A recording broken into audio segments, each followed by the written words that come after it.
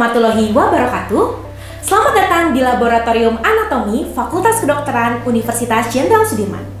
Perkenalkan, nama saya Jennifer Felicia Jelita Putri, bisa dipanggil Jenny, dari Asisten Anatomi 2021. Pada kesempatan hari ini, kita akan belajar bersama mengenai hepatobiliary system. Sebelum kita belajar mengenai lebih dalam hepatobiliary system, kita harus tahu arti dari ketiga terminologi berikut. Yang pertama, yaitu adalah arti dari sintopi. Sintopi itu adalah merupakan letak organ lain terhadap organ yang ingin kita identifikasi. Contohnya, di sini kita mau identifikasi hepar. Nah, kira-kira di sekitar hepar itu ada organ atau struktur apa aja sih?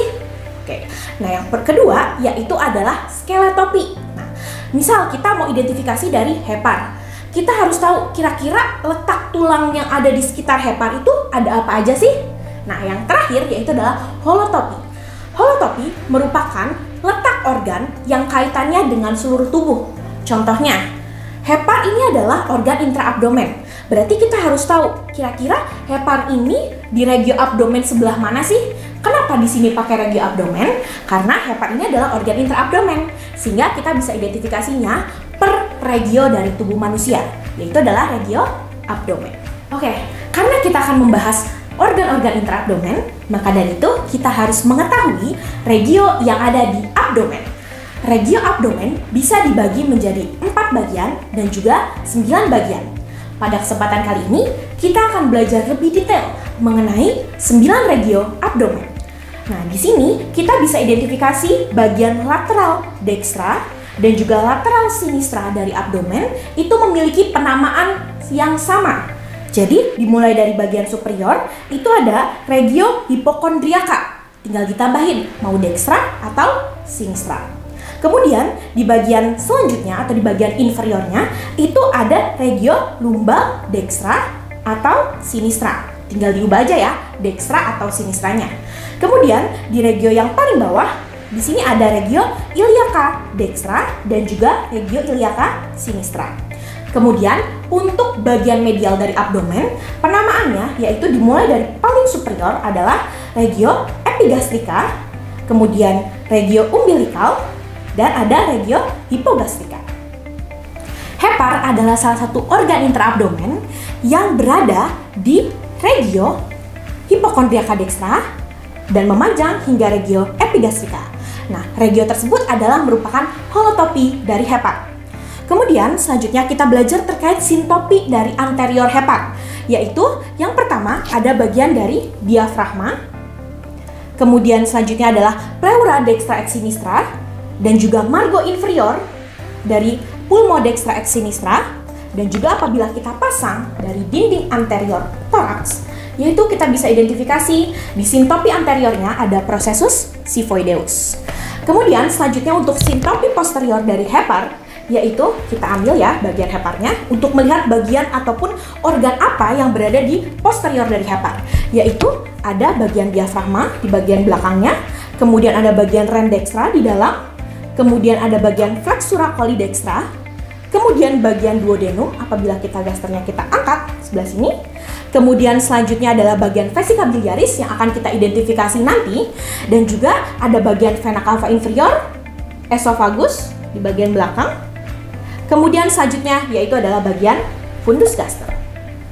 Selanjutnya adalah skeletopi dari hepar, yaitu di bagian dari koste 7 sampai dengan koste 11 dekstra. Hepar memiliki 2 permukaan, yaitu adalah permukaan diafragmatika atau fascias visceralis yang terdiri dari bagian anterior dari hepar, kemudian bagian superior dari hepar, dan juga bagian dari posterior hepar. Itu adalah bagian ataupun fascias dari diafragmatika. Kemudian fascias yang kedua atau permukaan yang kedua yaitu adalah fascias visceralis yang ada di bagian inferior dari hepar. Hepar memiliki 4 lobus. Jika dilihat dari aspektus anterior, kita bisa melihat lobus dexter hepatis dan juga lobus sinister hepatis. Kedua lobus ini dipisahkan oleh sebuah jaringan ikat yang bernama ligamentum falciform. Jika dilihat dari facies visceralis, kita bisa melihat dua lobus hepar. Yang pertama yaitu adalah lobus quadratus dan juga lobus caudatus yang biasanya berdekatan dengan vena cava inferior. Hepar dikelilingi oleh beberapa jaringan ikat. Di sini kita akan belajar jaringan ikat yang pertama yaitu adalah ligamentum falciform yang berada di tengah persis untuk membatasi dari lobus dexter hepatis dan juga lobus sinister hepatis. Ini adalah ligamentum falciform. Kemudian di bagian inferiornya yaitu ada ligamentum teres hepatis. Kemudian selanjutnya ada jaringan ikat yang berfungsi untuk sebagai tempat perlekatan dari hepar ke diafragma dan juga dinding posterior abdomen, yaitu ada ligamentum coronarium. Dan selanjutnya ada jaringan ikat yang merupakan kelanjutan dari ligamentum coronarium, yaitu ada ligamentum triangular dextra yang berbentuk seperti area segitiga dan juga ada ligamentum triangular sinistra yang berbentuk juga seperti segitiga. Pada bagian facies visceralis hepar, kita bisa mengidentifikasi ada struktur yang bernama trias porta hepatica. Trias itu artinya 3, porta itu adalah sebagai tempat, baik itu keluar maupun masuk, dan hepatica itu adalah hepar. Sehingga trias porta hepatica merupakan 3 saluran sebagai saluran yang masuk dan juga keluar dari hepar. Kemudian kita bisa identifikasi trias porta hepatica itu terdiri dari 3 saluran tadi ya. Yang pertama yaitu adalah arteri hepatica propria. Kemudian selanjutnya ada vena porta hepatis. Dan juga yang terakhir yaitu adalah ductus choledocus atau ductus biliaris. Pada preparat ini kita bisa identifikasi yang saya jepit ini adalah arteri hepatica propria. Kemudian kita lihat dari struktur ini. Ya, yang saya jepit ini adalah ductus choledocus atau ductus biliaris. Dan kemudian yang terakhir, ini adalah vena porta hepatis.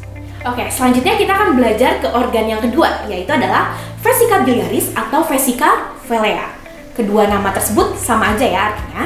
Nah, vesica biliaris itu adalah merupakan suatu organ intraabdomen yang memiliki holotopi di regio hypochondriaca dextra. Kita ambil bagian heparnya.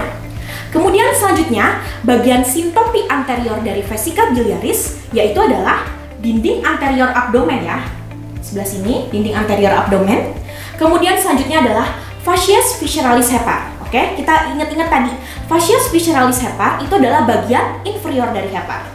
Ini adalah vesica biliaris dan ini adalah facies visceralis. Kemudian selanjutnya, sintopi posterior dari vesica biliaris yaitu ada kolon transversum. Apabila kita simpan heparnya di sini, kita bisa lihat ya, kolon transversum, dan juga selanjutnya yaitu adalah bagian dari duodenum pars descendens. Sekitar sini ya. Kemudian selanjutnya yaitu adalah skeletopi dari fundus vesica biliaris. Kita simpan kembali hepar di sini. Kemudian kita lihat kira-kira tulang mana sih yang ada di sekitar dari vesica biliaris. Oke. Yaitu adalah ujung cartilago costalis 9 dextra. Vesica biliaris terdiri dari beberapa bagian. Yang pertama yaitu adalah bagian dari kolum vesica biliaris. Ingat, kata kolum itu adalah artinya leher. Jadi di sini ya.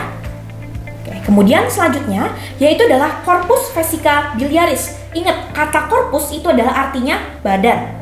Berarti adalah bagian paling besar dari vesica biliaris ya. Sekitar sini. Kemudian selanjutnya adalah fundus vesica biliaris. Dia itu adalah bagian terjauh dari vesica biliaris apabila kita lihat dari bagian ductus cysticus. Jadi di sini ya, ini adalah fundus vesica biliaris. Terdapat beberapa saluran yang berhubungan dengan sistem pengeluaran cairan empedu. Yang pertama yaitu adalah ductus hepaticus dextra et sinistra. Ini ya, ductus hepaticus sinistra. Dan ini adalah ductus hepaticus dextra. Kedua saluran ini adalah saluran yang pertama kali keluar dari hepar. Di sekitar sini ya. Kemudian selanjutnya, ductus hepaticus dextra et sinistra akan bergabung menjadi ductus hepaticus komunis. Nah, cairan empedu ini perlu disimpan dan juga dipekatkan di bagian struktur vesika biliaris atau vesika velea. Nah, ketika cairan empedu itu akan masuk ke vesika biliaris, harus melalui struktur saluran yang bernama ductus cysticus. Ketika sudah ada rangsangan atau stimulasi untuk mengeluarkan cairan empedu, maka cairan empedu akan dikeluarkan melalui struktur ductus choledocus atau ductus biliaris menuju ke ampula hepatopankreatika dan pada akhirnya akan bermuara ke duodenum melalui struktur tonjolan yang bernama papilla duodeni mayor. Nanti cairan empedu akan bermuara ke duodenum melalui struktur tonjolan bernama papilla duodeni mayor. Pankreas merupakan salah satu organ intraabdomen yang memiliki holotopi di regio epigastrika. Sintopi anterior dari pankreas yaitu kolon transversum, mesokolon transversum, dan juga gaster.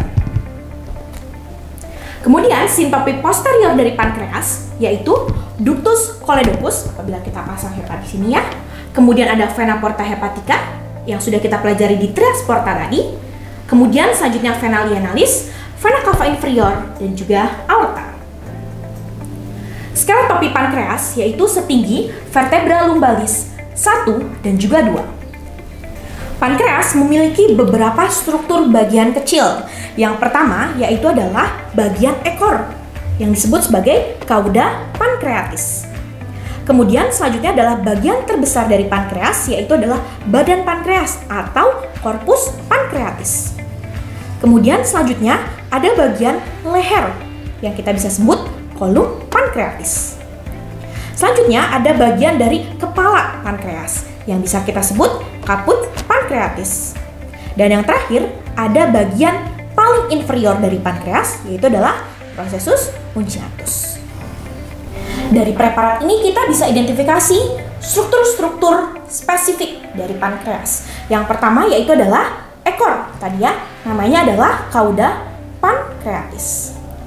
Kemudian selanjutnya itu adalah bagian badan, yaitu adalah corpus pancreatis, di sini sampai sini. Kemudian selanjutnya itu adalah bagian dari leher, yaitu adalah kolum pancreatis. Sini ya, sini sampai sini, ini lehernya. Kemudian selanjutnya itu adalah bagian dari kepala, yaitu adalah kaput pancreatis. Dan yang terakhir itu adalah processus uncinatus pancreatis, di sini ya, bagian paling inferior dari pankreas.